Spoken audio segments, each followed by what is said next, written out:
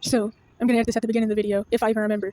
I should start this off by saying that all of this is why, for a long hot minute now, I've really been coming to the conclusion that if I couldn't get anything else, any basic testing, any treatment, the one thing that I feel like would really be beneficial is figuring out someone who does, figuring out how to get intravenous vitamin D and honestly, other types of vitamins and minerals, especially due to like malabsorption issues malabsorption, which I can't say, not gonna go into all that.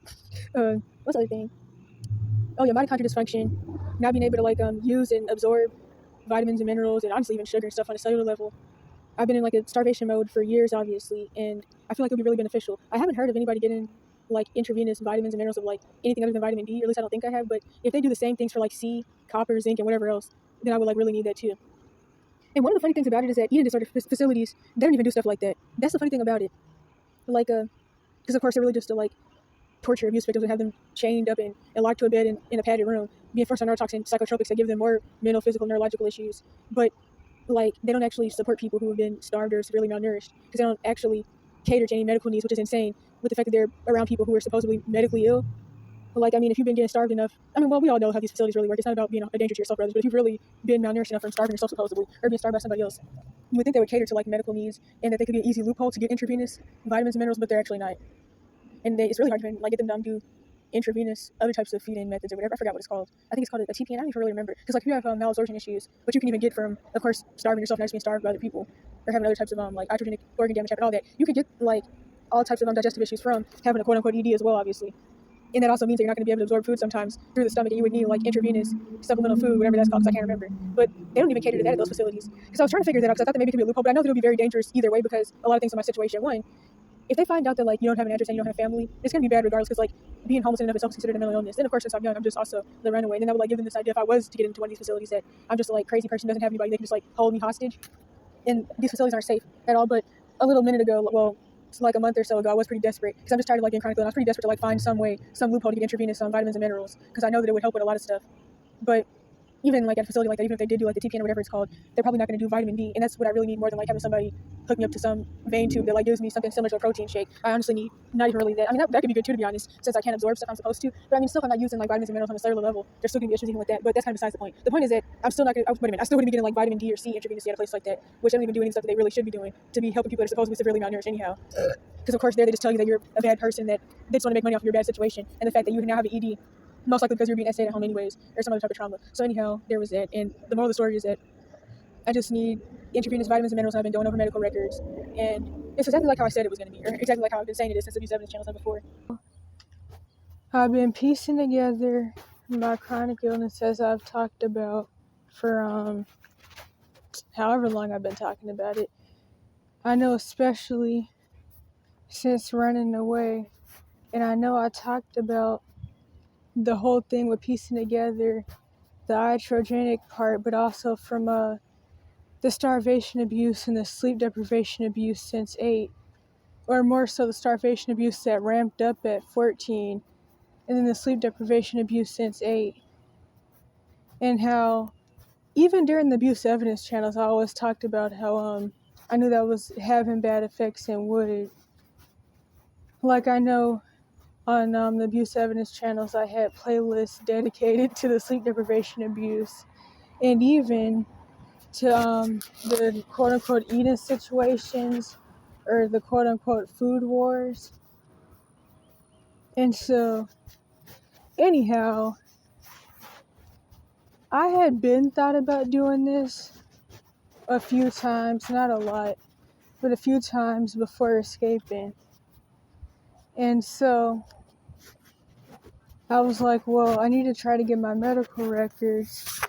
And most of it was free. I only had to pay for one of them.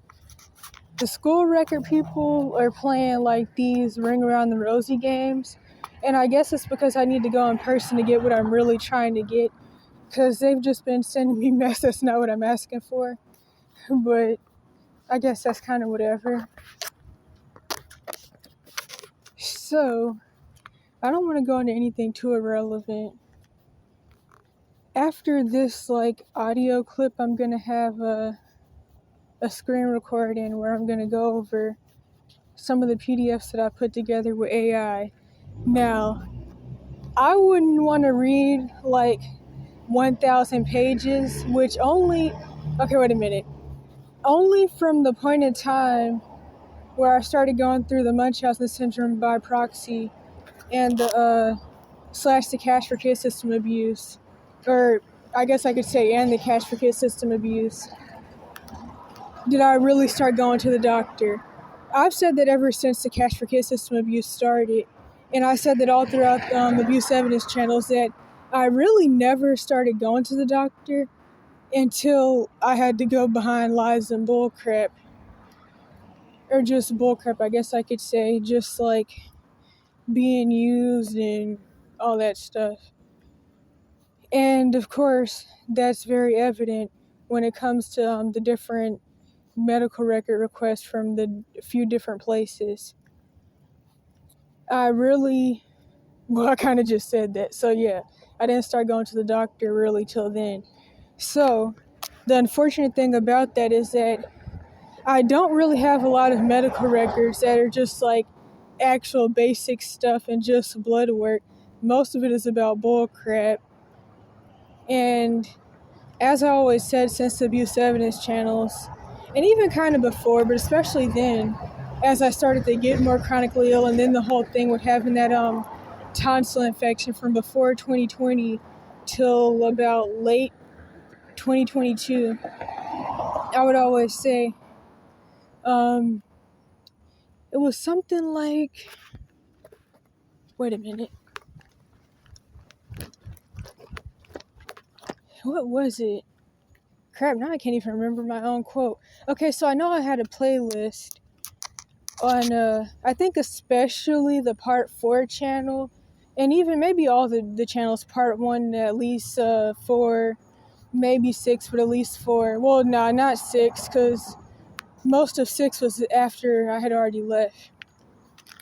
So yeah, I'd say like 1 to 4, and it was titled, I can only go to the doctor if it benefits other people, and stuff like that. And I know, I'm trying to remember the specific thing I would always say.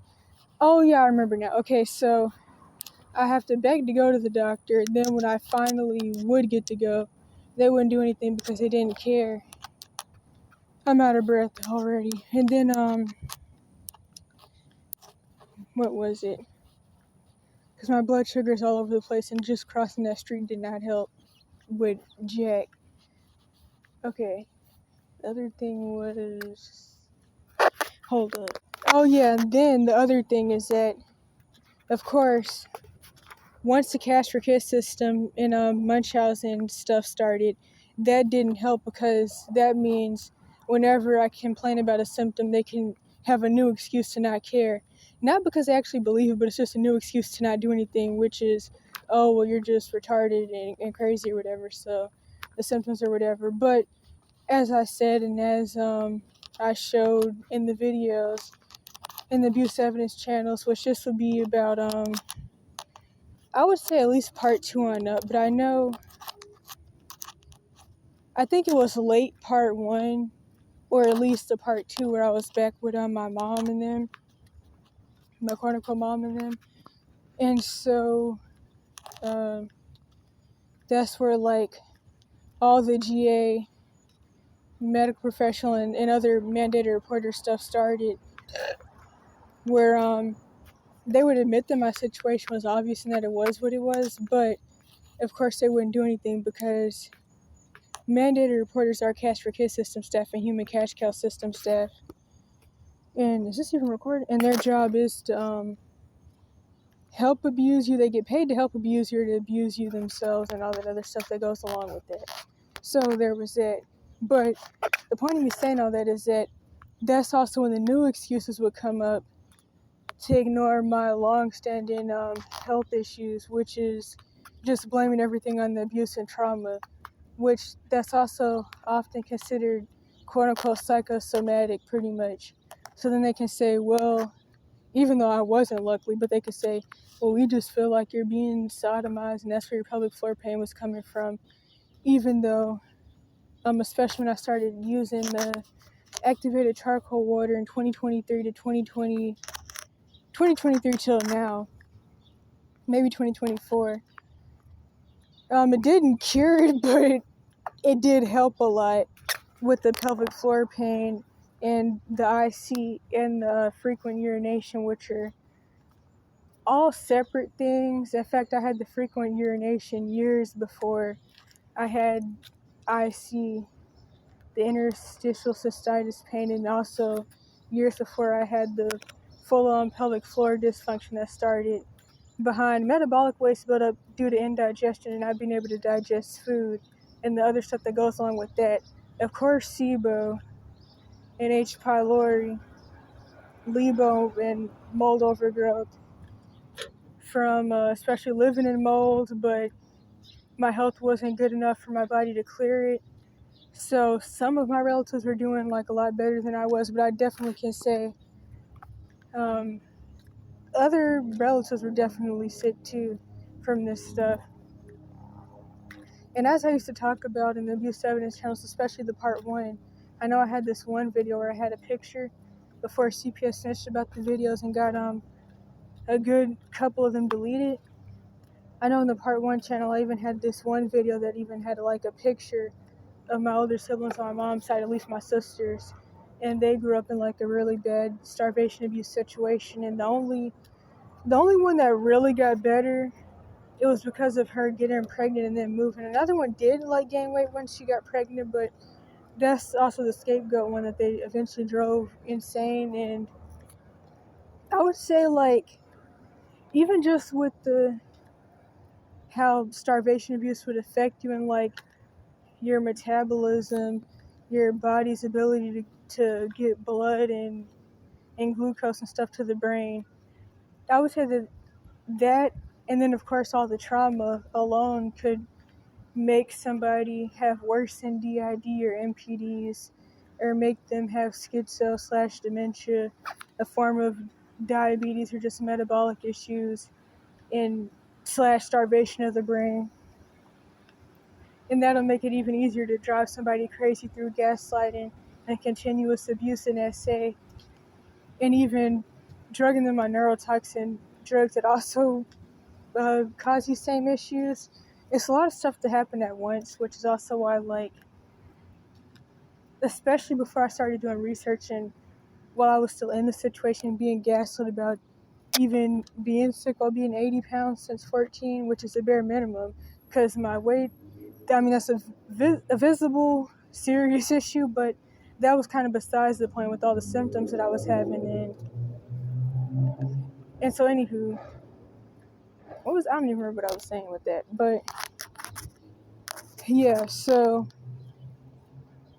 it's still funny though, because my siblings on my mom's side that went through all the starvation abuse, like, for their whole life pretty much, even like, crap, even up some of them up until before me escaping pretty much, like, they're still all way taller than me. Some of them by like some inches or maybe like a foot or something, but they're still all way taller than me. And that's what makes it funny. That's why it's kind of like, but I don't know though, because when they were going through that, well, in fact, no. When they were going through, like, I would say half of their starvation abuse, I wasn't even born yet, I don't think, or at least, I know for a fact I didn't live with my mom because they were living with my mom and her old husband, which is a whole nother story. And so, like, it's weird, but the point I'm getting at though is that the doctors had their new excuses and it was just a lot of stuff with that. And so, the moral of the story is that I felt like I should try to like request medical records to see the little bit of blood work that maybe exists from before the drugging period, because that would be before iatrogenic injury. And that's what I have been saying for, I've always said, for example, that the funny thing about it is that the healthiest I ever actually looked physically was when I had iatrogenic metabolic syndrome / type 2 diabetes, which is very funny. To me, at least. I don't know if it would be funny to anybody else. But it is kind of funny that the most physically healthy I ever looked was when I had insulin resistance, which is interesting.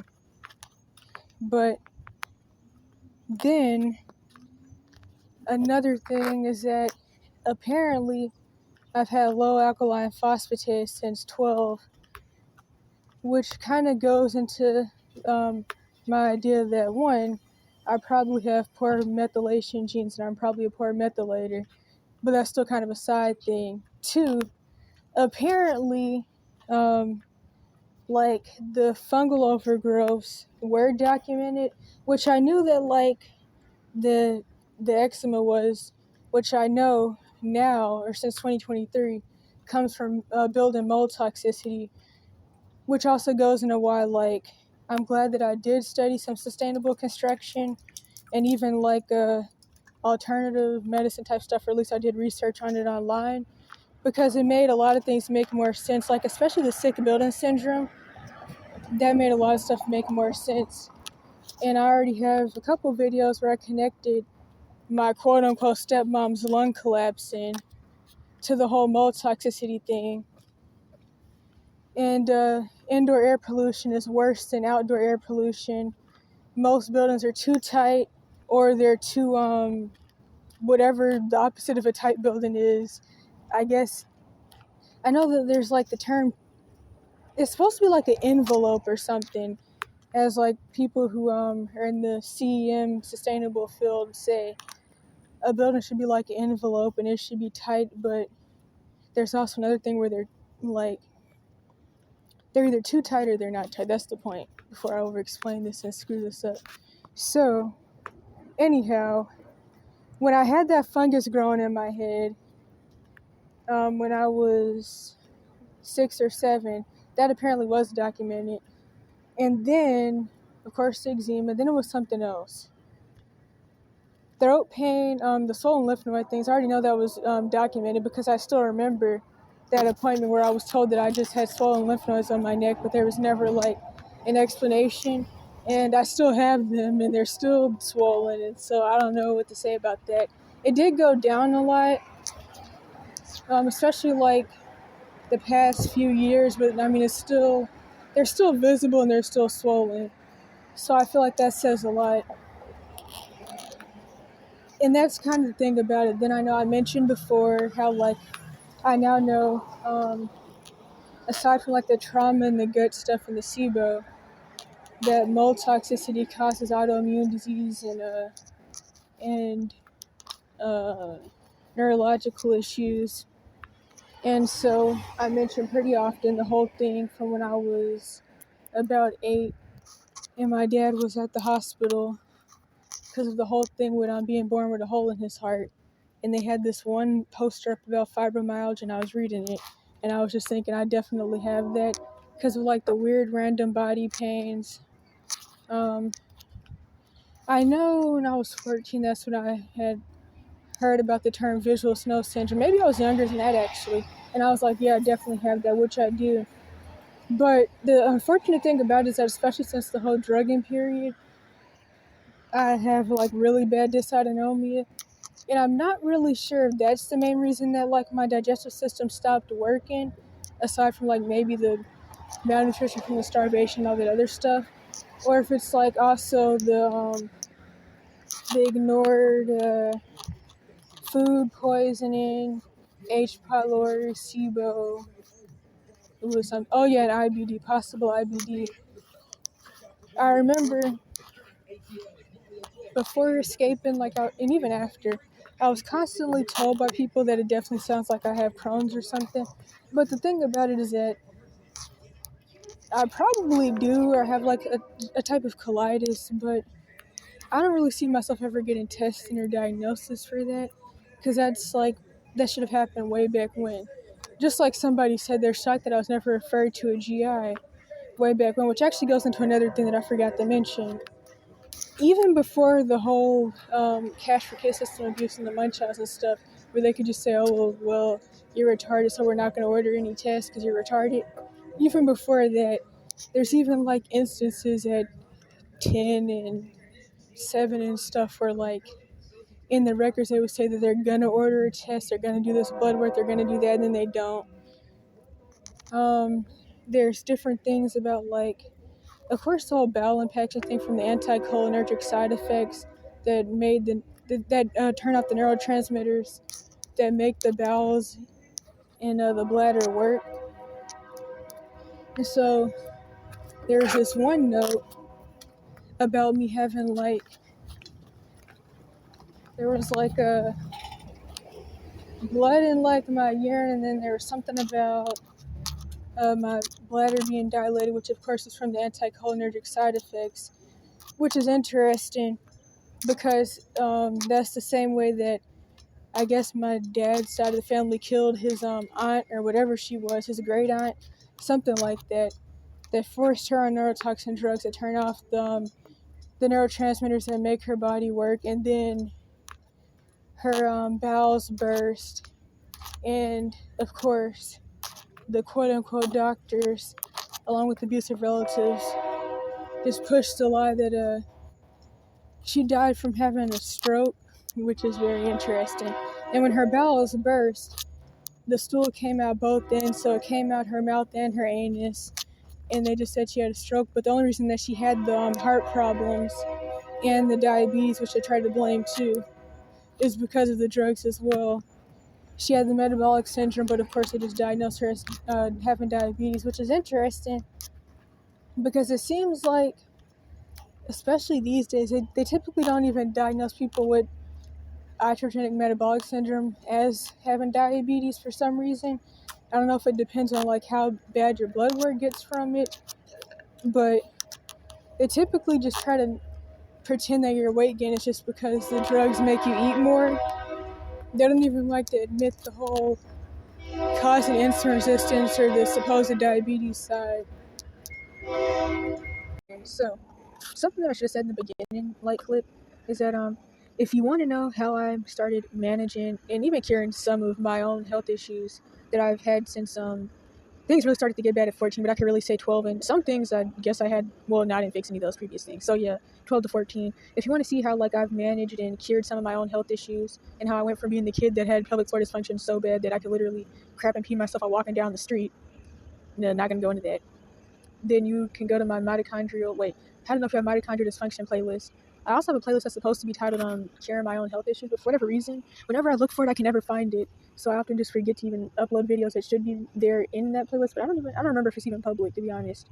So something I wanted to say when I first tried to do an audio recording of my notes in Google Docs, but apparently it wasn't working because of stuff of how this phone works, I guess, is that I even remember during the earlier parts of my Abuse Evidence channels where I would always be wanting to edit stuff out, but I couldn't because I just didn't have the time because I was sneaking to record Abuse Evidence. I didn't have alone time or space to edit stuff out of videos. I wasn't really supposed to have a phone anyway, so they added to that. And it's I would just be almost crapping myself. I had a lot of gas. I would be there was just all types of stuff. Having acid reflux and throwing up on myself at least a little bit in almost every video, especially during the part one. Well, honestly, really all the channels during my Abuse Evidence. But I guess I could say especially during the part one and part two channel. At least the part one channel from when I moved back in with my mom and them. So I was pretty sick even then, and I still look back on some videos that I want to re-upload because I feel like they could help 3 people that come to mind, or at least be relatable to them. And in those videos, I have the same issues that I have now, not really being able to talk because of getting out of breath, voice cracking, and a lot of people have that these days though because of hormonal stuff, but it's a lot of different things that can cause that. So yeah, not being able to breathe and typical being in pain, needing to lay down, being sleepy, word finding issues, worsening, stuttering, something else. Just sounding stuffy and nasally because of the tonsil infection I had from before 2020 till late 2022. And I'm definitely forgetting some stuff, but just even me talking about things like back pain and all that back then, which not that any of that stuff was new. Definitely not the back pain. That just didn't get really, really bad till I think it was 2023.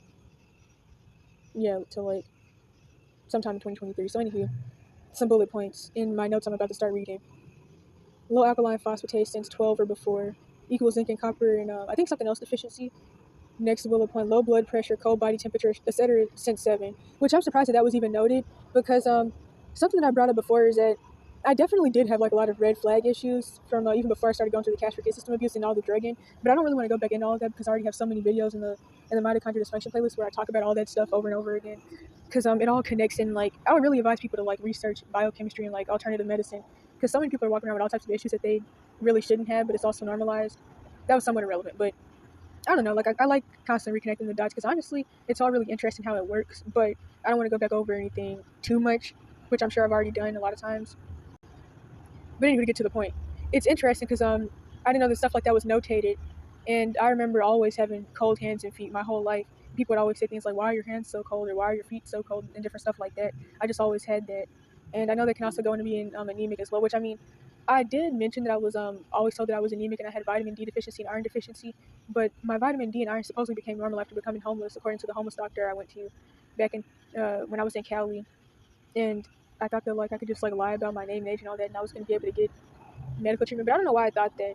And a lot of people say that like they have bad experiences with med professionals and medical gaslighting and doctors trying to unalive them since being homeless. But I mean, those are my typical experiences with med professionals. So I don't think too much of it. Not that that doctor did all of that typical stuff, but they just like didn't care. But the doctor mentioned H. pylori to me, which was the first time I heard about that because I was homeless and he was accusing me of drinking dirty water.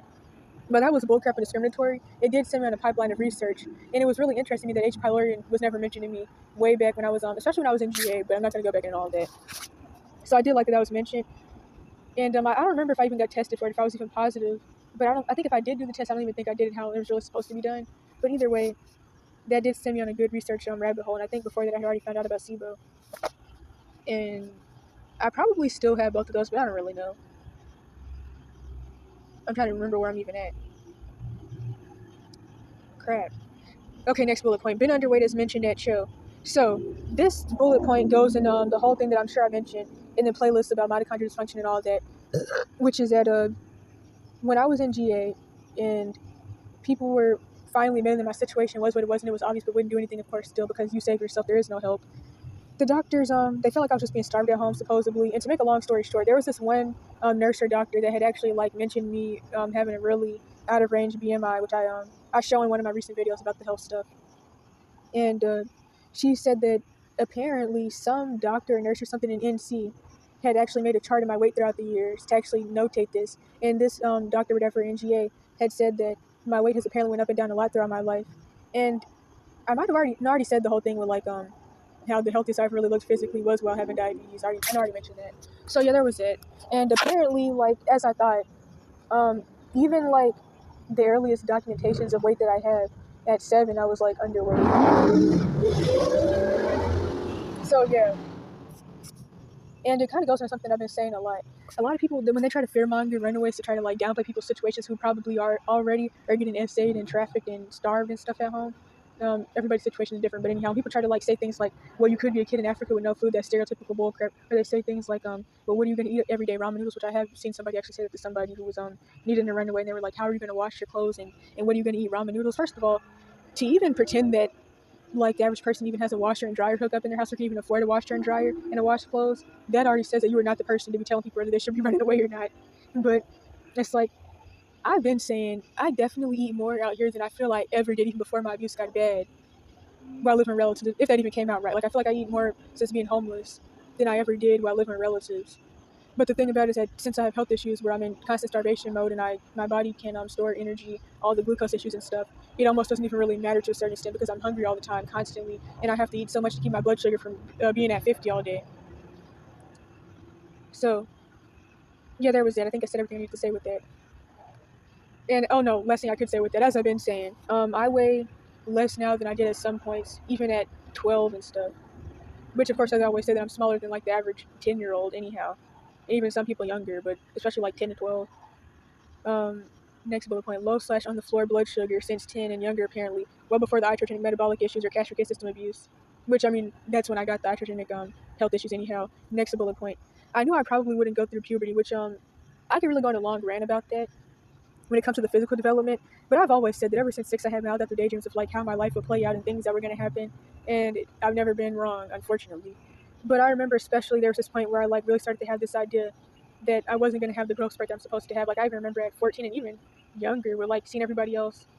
Well, honestly, kind of before 14, I still had the metabolic syndrome weight. But it's like, I mean, even with that, I mean, yeah, like I got wider, but that's not even necessarily much of a growth spurt. But I mean, to go through puberty, you have to be able to gain weight, which I couldn't and can't do. But it's still like I didn't have the bone structure growth. If I'm explaining this right, like kind of like when that dude was like, I don't believe that you're really a teenager because you don't even have the bone structure of a 17-year-old, that whole situation. He was claiming that I still had baby teeth, which is weird because you should have all your adult teeth by 12 anyhow. So kind of like that whole situation from back when I was stuck in Alabama for those 2 weeks, way back when. What was I saying with that? Oh yeah, but like I think about my old abusive friend Addie and how like she had got taller and stuff. Not that I ever wanted to be tall, but that's just an example that comes to mind. And I'm trying to think about what else to say with that. Crap. I'm gonna keep going because I don't remember what else I was gonna say with that.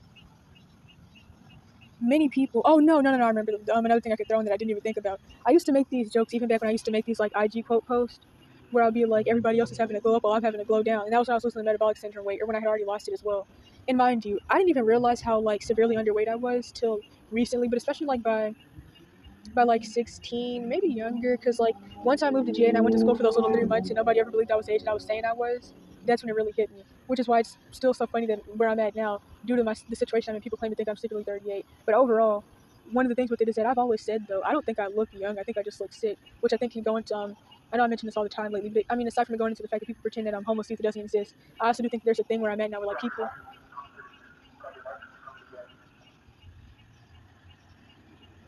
Apparently the police are nearby, which I already knew that because I can see the lights, and I'm always kind of like aware of that. I guess they're pulling somebody over, but I'm not sure. I'll just record the rest later. I was saying I also think that there's a side where like I could definitely pass for just a severely malnourished lady, but I mean still even then I would have had to be like malnourished from in key developmental stages, which is what's happened. But I mean crap, if my health continued at okay, wait a minute. Realistically, I should have died well before running away, but if my health continues at the way it is now, I wouldn't even live anywhere near 32 or 38 anyways, which actually that is what people are always saying, 38.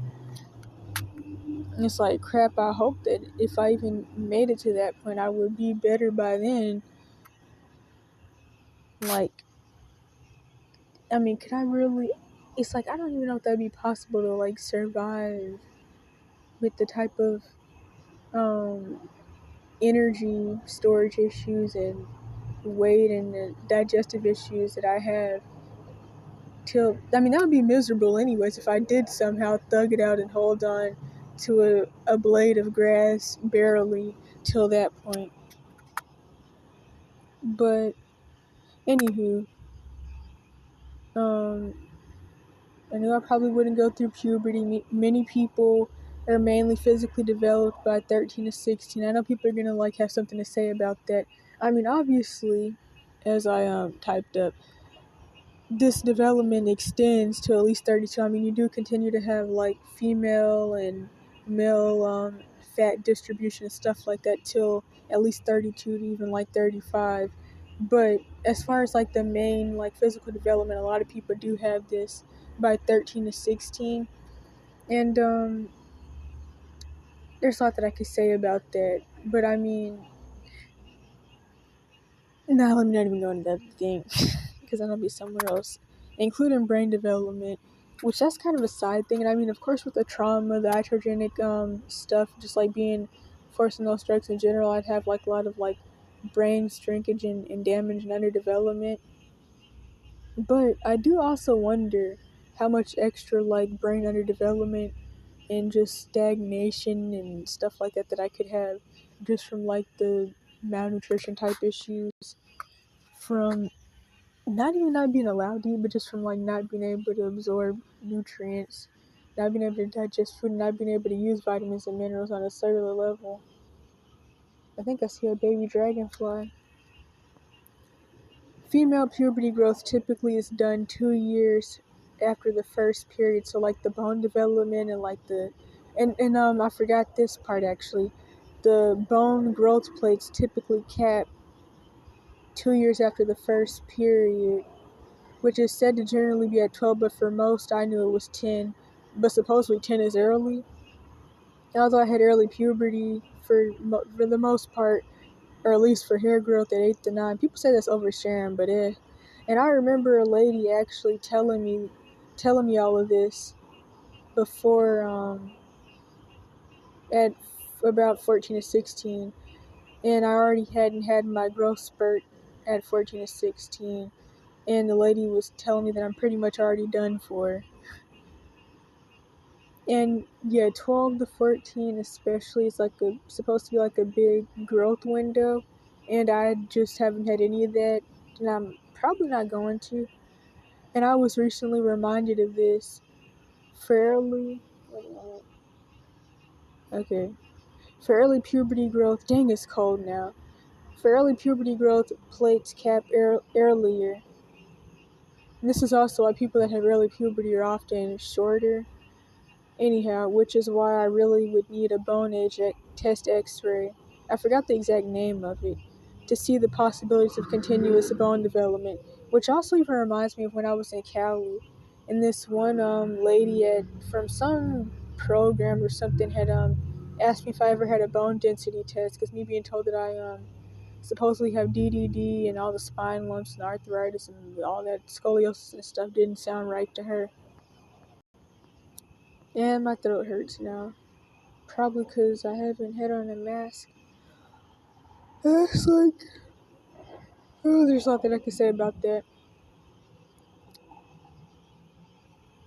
Although I know this is very low, especially since I've had back issues and joint issues since, honestly, before 12, and all the DDD stuff, and mainly, like, I do kind of doubt that I have much of a chance for more bone growth development because there's just so many structural issues from the malnutrition and other stuff. But due to the structural issues and supposed DDD, spine lumps, and arthritis and etc. for years, that's supposedly not just cancer lumps. I doubt my bones have much chance of growing. Although I know if my health continues this way, I probably won't live till 25 to 32 or probably even less than that. Anyways, to see the chances, but also due to the malnutrition and mitochondrial dysfunction causing cellular malnutrition. So, yeah, I had been saying I do believe that with all the issues the neurotoxin drugs cause, they added to an already underlying ignored issue with their brain damage and organ damage. Apparently, my liver function had been pretty shoddy since 7.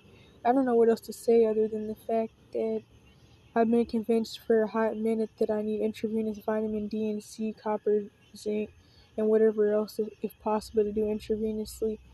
I believe this is really one of the main things I need if I can't get anything else or any basic IBD testing. As far as the blood and urine from the iatrogenic anticholinergic bowel/colon enlargements, dilation, and impactions at 12, I know that from the organ pressing on the bladder. Okay, wait a minute. I know that one of the things that cause the blood in the urine and stuff, and the bacteria in the urine is one, the organs of the colon and the bowels, whatever in the world, pressing on the bladder. 2, cross contamination of bacterial overgrowths, and etc. That was way before I started having IC, which is interstitial cystitis pain or pelvic floor dysfunction, though, which didn't set in till inability to digest food by 15 or so. But if I'm not mistaken, I remember having frequent urination well before the drugs. I remember at 12 I started trying to cure my own issues. I couldn't while still being drugged, and then after getting off the drugs and dropping down 80 pounds. Me and my mom thought that maybe I was just at the weight I really would have been at if I was never on the drugs in the first place, or just from losing the metabolic syndrome weight. Doctors in GI didn't agree with my mom, just believed she was starving me, of course. And it's funny that they never mentioned IBD, but it's also funny that they never even tried to play the little IBS bullcrap game, that bullcrap label. And even my mom was like, well, I have IBS, and maybe she does too. And the doctors just ignored her because they felt like she was doing more Munchausen. But it's funny because they would still go along with it for the things that they could really profit off of. But I am glad that they never tried to play the IBS game with me, because it's very obvious that I had something more serious, which, to be truthfully honest, people that get told they have IBS generally do have SIBO, LIBO, SIFO, H. pylori, and even IBD anyways. But it is interesting that they never even tried to play that game with me. Not that I wanted them to. And I'm lucky that they never tried to play the little ED game, which I mean I was reading something on some Reddit post where people were talking about chronic illness, and some lady did say that she requested all her medical records and saw that they did put eating disorder in her charts, but they never brought it up to her apparently. And people were talking about how they didn't get diagnosed till 23 and even way older, and how they got sick in their early teens and stuff like that. That is really interesting though. That they will they'll like feel like you have an ED but not say anything, stuff like that. They did try to like play those games, but they never really outright said ED. In fact, the only time I got told something even close to that, which I mentioned before in the abuse evidence channels, was actually when I was well over 120 plus pounds, and I had the metabolic syndrome weight and the bowel impactions and the bowel impaction weight, and I was talking about the whole thing of being in pain due to the bowel impactions that I could have died from, I should have died from, and looking pregnant, and this nurse or whatever she was that hated me and my dad because of some Jezebelic stuff with her working with my mom, but also being the racist. I hate black women. I mean, I hate black men, and working with the Jezebelic black woman games that she was playing with my mom. So she hated me and my dad. But anyhow, she tried to tell me I just had a fear of weight gain, quote unquote, and it's like, honestly, I was never the person that really paid attention to that or could even tell when I was gaining or losing weight. When I had the metabolic syndrome weight and I got 120 plus pounds, I didn't notice. When I dropped down to 80 pounds, I didn't notice. It took years of me being questioned about my age and people making comments about my weight well into after I ran away from me to even really realize, okay, dang, I am really small. I just have never, I don't, like, I can't even remember what I look like. Like, I don't even know what my face looks like. So I've never really been, like, self-aware to that extent to even worry about that. But it's funny how that was brought up to try to gaslight me about a bowel impaction. And as I've said before in other videos, it's as if, like, people that age that are 12 and stuff even would gain quote unquote weight simply in their abdomen anyways. And even when that does happen, I mean, women do get that, but that's really like common in men. But I would also say that even that's often SIBO that people don't know about. And sometimes it comes from beer. But anyhow, I've never like really had anyone say outright ED apparently from what I'm seeing in the records. They did try to like say, she dropped from 117 pounds to 80 or 87 or whatever, and maybe there's like underlying mental cost, but they never even looked into that. They never even said that out loud or outright. And of course they never documented feeling like I was being starved at home, because that makes it easy for me to go back and sue them. I mean, crap, even when I look back at the medical records from like the Munchausen syndrome by proxy and the cash for kids system abuse, like they never actually documented like schizophrenia or autism or any of that stuff, because as far as the schizo stuff, of course I was never old enough for that. The autism, they never agreed with that anyways, but they still let my mom drag that along. But like even when I look through like the mental labels, everything says per se mom or mom's account.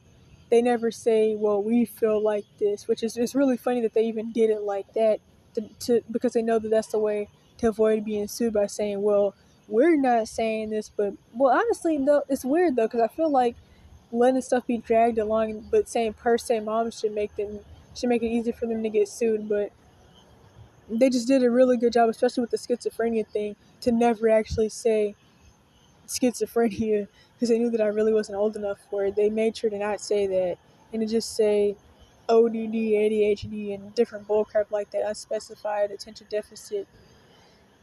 And yeah, so that was really funny. That's not really related to this, but that was really interesting seeing that in the records, which is what I expected anyways.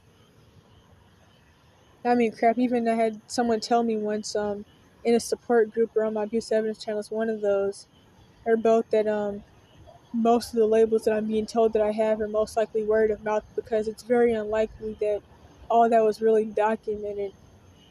And, cause as I've always said, I got, 17 or really like 20 plus labels at 12.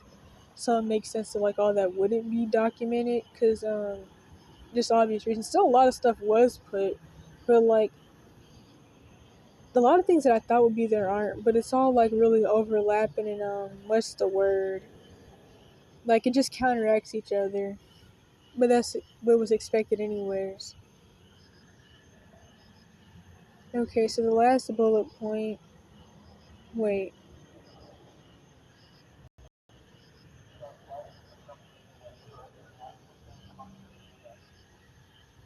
I keep hearing police, I don't like that. The last bullet point. I remember at 12 I started trying to cure my... No, didn't I already read some of this? Wait, I think I already read all of it. No, I didn't. Mom thought... Okay, I said that doctors didn't agree with my mom and just believed she would starve me, but they didn't do anything because they didn't care. But that's what I was thinking as well. I would buy and try magnesium, D-mannose, and other vitamins. Now, with not the D-mannose, with the magnesium thing specifically, like even earlier, I just was having my typical things where like stretching hurts and I pull something and just bull crap. And I remember like I thought that it was just about a magnesium deficiency, which I'm sure that I still do have like a magnesium deficiency on a cellular level for not being able to use like vitamins and minerals, but it's definitely a deeper issue. And then the last thing is the records. Try number 2. If I remember, I'm gonna put in a screenshot of all the different things that I've tried since more so 12 to help with my issues, but especially since escaping, and especially since 17, all the different things I tried since then. And what else was I gonna say with that? Oh yeah, so like I've said before, I'm sure I've been organizing all the different records and stuff. So I'm gonna start here.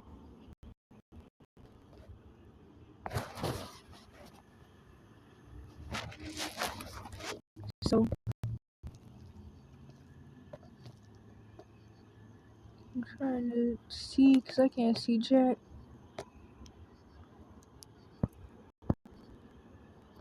Oh yeah, but one thing that I wanted to go back to though, it is really unfortunate that I don't really have as much blood work as I would really want, and I don't really have much blood work or really anything from before I started going through the Munchausen syndrome by proxy and stuff, and the typical cash-for-kid system abuse, which is in and of itself Munchausen syndrome by proxy, because they're supposed to create an issue that isn't already there. Because, like, I do wish I had more results to, like, compare and contrast. But anyway, I'm trying to find the main things that I really think I should talk about that are the most important, I feel. CMP. I forget what some of these things even stand for.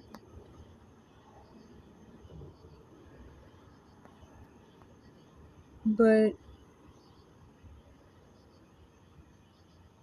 crap. I can't even see Jack. I'm trying to find my blood sugar. I just wish this was actually set up how I wanted it to be set up. Because I wanted like all my blood sugar in one spot, but it's just like stupid stuff going on. I might have to pause this. No, I think this is it. It just doesn't say blood sugar for some reason. So, no, that's not even it. Oh my goodness. It's supposed to 2025. Let me pause this. But yeah, so. And then I noticed that as I would record in the videos and as I remember from in my situation, every time it did seem like doctors were possibly gonna order the tests that not that they really needed to order, but they were gonna order some more like vitamin and mineral panels or whatever. My mom would always have to bring up me being quote unquote retarded and stuff, and then it would screw stuff up. But like I said, even before moving in with my mom and all that stuff, they still would like play these little games that I see in records where they would talk about things that they were gonna order but wouldn't. But it doesn't really matter because like in the mainstream medical system doesn't cure or fix any of these issues and a lot of these things, but like their underlying cause they're not even taught about. in the mainstream medical field anyhow, so I guess it doesn't matter much. I still haven't found what I'm looking for. Age 7. Okay, here it is. I think, is this it? No, that's not even it. Why is... This is so annoying, to be truthfully honest. I swear there was supposed to be like a blood sugar from wait, finger stick.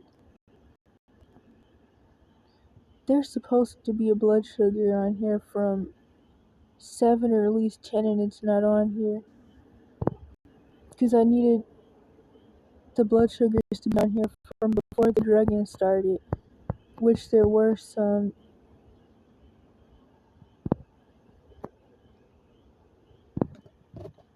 CMP, constipation, bowel dilation. Okay, no, that's the wrong thing. That's from the anticholinergics.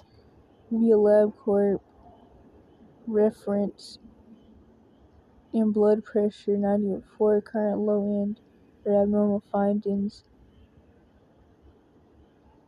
No point. What is this though? Oh, this is the glucose. Yeah, the thing is that I really can't see any of this. So I've been like looking at it and not seeing it. So yeah, there's this 65 low normal, 65 low normal. So I've been having a low blood sugar. This has been way too long on this page to look for stuff right there. So this is the... I can't see any of that. I'm looking for the alkaline phosphatase mostly. So crap, Novant WBC low no okay, no, hold up.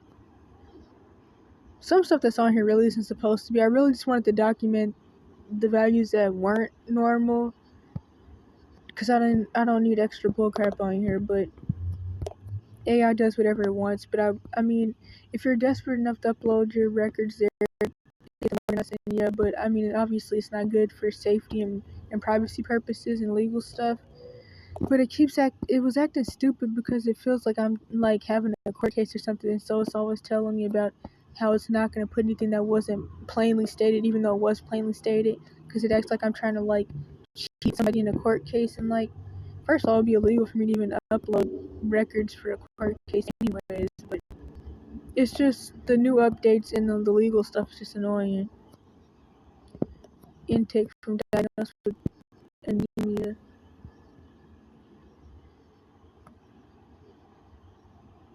I think this is the per se mom thing as well.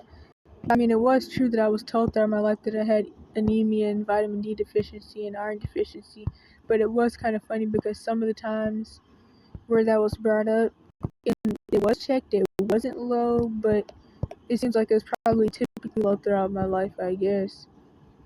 Kind of like how my weight has been going from pretty much 80 to 94 mostly for like my whole life, pretty much, it seems. Lead. Checking for lead.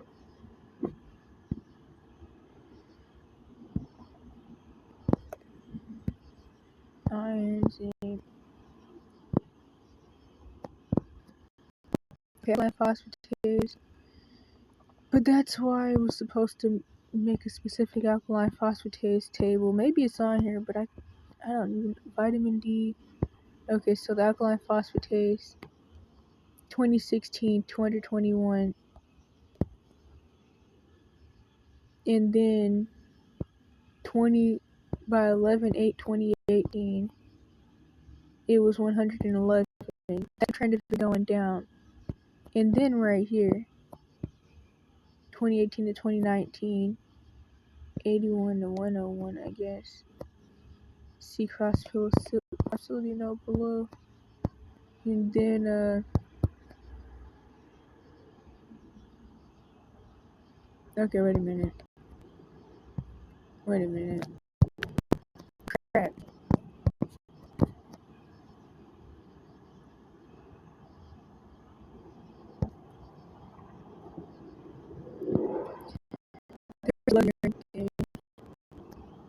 But that could honestly be a whole other video about anticholinergics.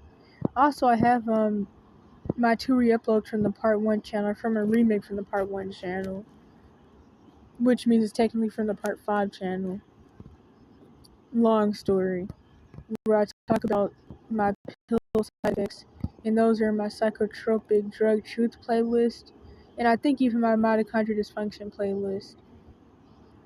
Elevated for age 7. That's for the blood pressure.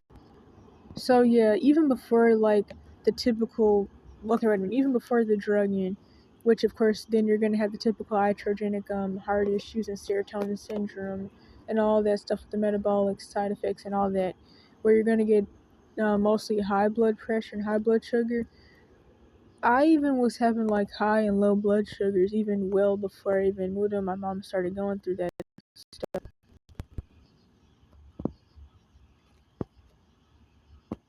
Wait, did I say blood sugar or blood pressure? I'm gonna say blood pressure, but crap, both. Blood sugar and blood pressure, apparently. Systolic critically low.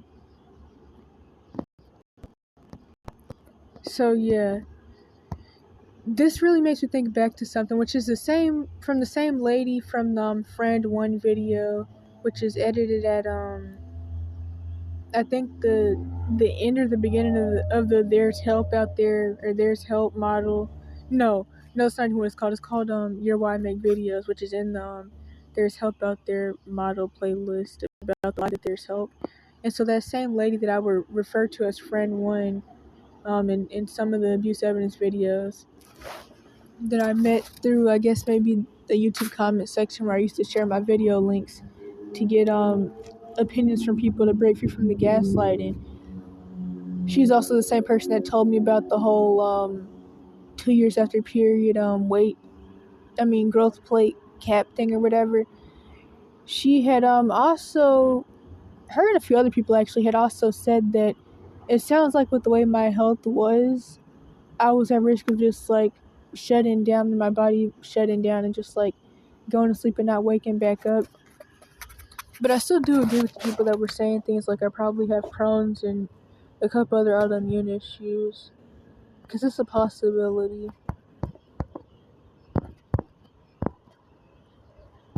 Blood sugar. I don't like how this is set up at all. Oh no, never mind. I just can't see still. The prolactin thing. And this was from the hyperprolactinemia side effect, which I'm not going to go back and all of that. That's in my psychotropic drug side effect part 1 and part 2 videos that are re-uploads. But that was the drug side effect. And that caused the 1 month plus long periods, the heavy bleeding. I would bleed through my clothes every day and have to I would wear layers of like shorts and everything under my pants and still bleed through all of it. Painful periods, nipple discharge, all types of stuff at mid 12 to early 13 when I was on the drugs. And the pediatric, wait a minute, what is this? Anemia related.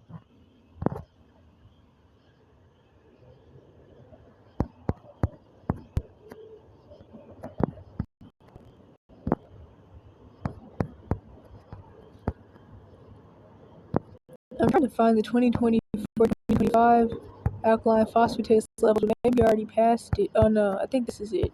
So this is my alkaline phosphatase table right here.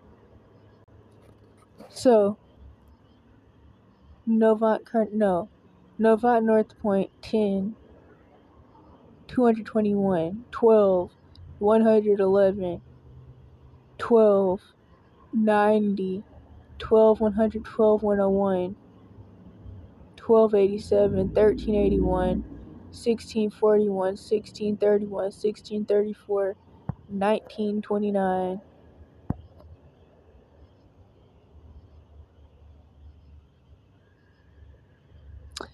I thought it was, that doesn't sound right. I remember in the Quest Labs it going from like 37 and 24, but I guess it's whatever.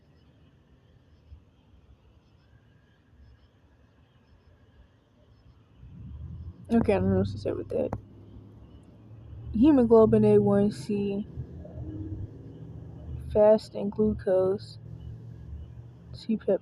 Okay, none of the other stuff really matters, I guess. So,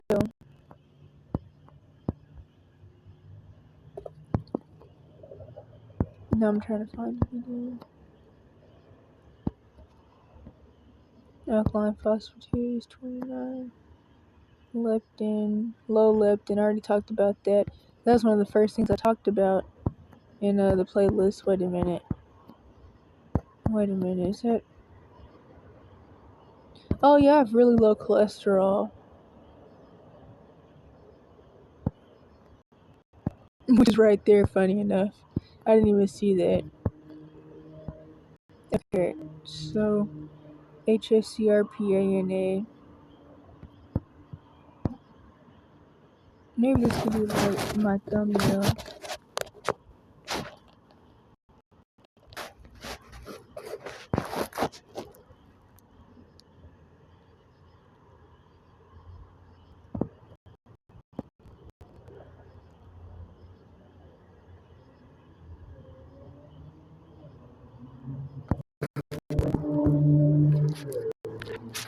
Trying to get off of here.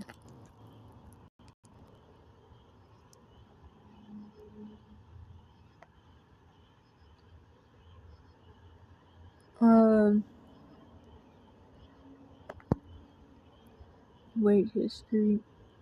Did I already go over that? No, I didn't.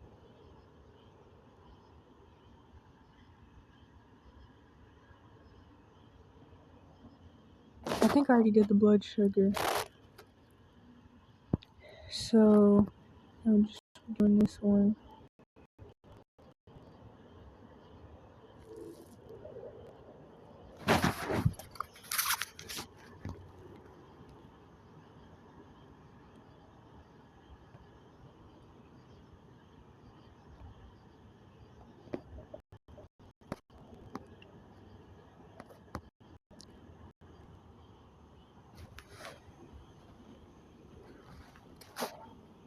Okay, so I keep dissociating this stuff. I almost said 2021 age 7. But that's what this what does it? Oh, 2013, okay. 7 I was 40. So I've only grown for my life. That's not him. Okay, hold up. I really want to burst out laughing, but I'm just gonna keep going. 12 40. Likely still carried forward. C flag above. So this said that it was unlikely that I was still the same height at 12 that I was at 7, but I mean, shoot. With the way this is looking, I wouldn't be surprised. But then it's like I was being told that I was 5'3" and 5'4" and stuff for years, and that was never true. I think it was until I went to it was somewhere I went. I don't know if it was since like it was the homeless doctor. It was somewhere where I was finally told, no, you're 5'0". And it's funny though because like I think the way that BMI is calculated is really weird, but at least physically, if I was taller, being underweight would look even worse. But I think for BMI, it would calculate differently to make it look less bad or something. I don't know. That's what I was being told, but it didn't sound right or make sense. It sounded weird. But I've heard a lot about how BMI is weird and inaccurate and racist and all types of stuff. But that's, well, some of the racist stuff is when they're talking about like bigger people, but it's just like, generally I just heard that it's messy anyhow. Okay. 8, no, yeah, 8, 47 pounds. No, Wait. Oh, okay, hold up. I missed the weight. Okay, 46.7 at 7. And 12, I was supposed to be 40.2. Well, crap. I mean, shoot, with the way that has been rolling out, I wouldn't be surprised if I did weigh less at 12 than I did at 7 at one point. And it's kind of funny because I did end up finding this picture on like one of my Gmails or something that I'll upload. My face is covered, but like I'll upload it if I remember. I put it in here somewhere, maybe in the beginning. And like it was definitely from when I was 10 or maybe younger, maybe 11, but I feel like 10 or younger. And I did actually look fuller and like a regular weight at that point in time. But there's a lot that I could say about that. But it definitely was before the munch house and stuff even started. I was living with my dad and grandma because it was when I was hiking in the woods with my dad, quote unquote dad. Anyhow, so no, but then it says 88.6. But that's why I was saying that it seems like the weight was probably wrong and just carried over from my last recorded weight, and the doctors just didn't check my weight. They just like put what they already saw in the files probably, which I mean I wouldn't be surprised. And then I think there was another time where they were like 88.6. It started before risperidone initiated for 1618 true pre-medication weight baseline. Where is there likely? Okay, the following weights come from. Oh, that's relevant. Okay, 47, 8, 53, 8, 7.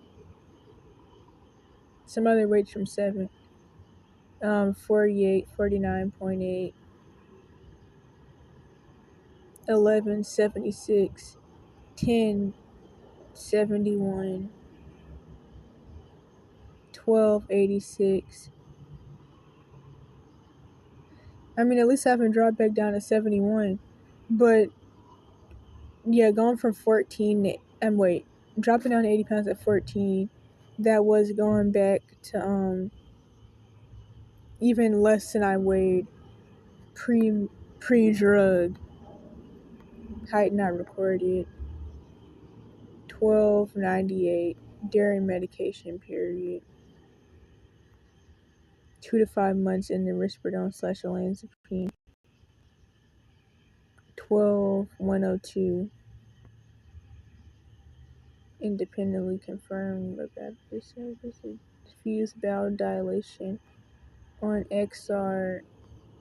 So a lot of the weight here, I mean this would be a normal weight obviously, but I'm just saying a lot of the weight here was probably from the bowel impaction aside from the metabolic syndrome weight gain.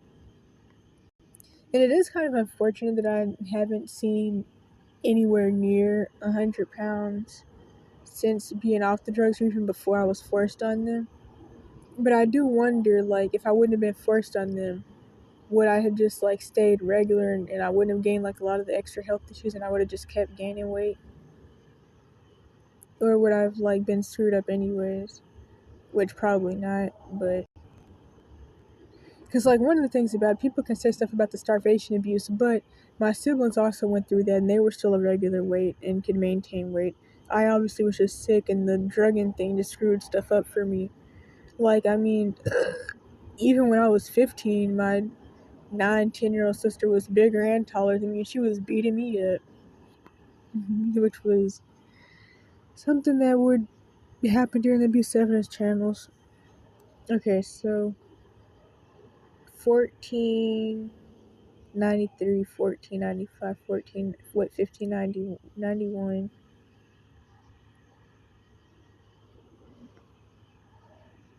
This is still...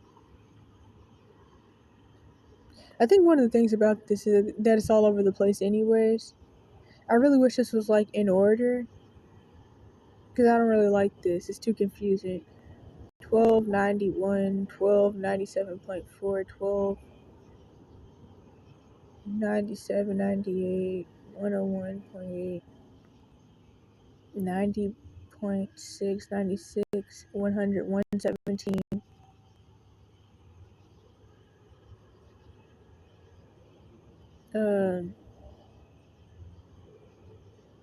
I guess like 1690, 1689.5. Weight for age, BMI 16.8. This is still missing the 87 or the 86, but I guess it's whatever. Because this thing, it just acts really crazy and it wants to do what it wants to do because it acts as though I'm having a court case and something has to be. I mean, it was stated in the Kaiser files, the 80 and the 86 pounds and stuff, but for whatever reason, this just didn't want to put what it was there because it felt some type of way. So I have to add it myself. Recent 94.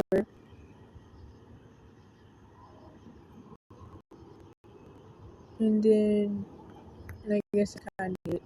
Oh yeah, but this was 16. The first time I tried to escape, and I got locked up and turned in. My weight was recorded as 97, which was actually the highest my weight had been recorded throughout the whole time of me being that show and living with my mom again that last time. So just like within, just running away for like what was it? Not even a full week, not even 7 days, and I went up to 97. But I mean, it probably still had a lot to do with the indigestion and like just food buildup. But of course, like that hasn't really happened much since.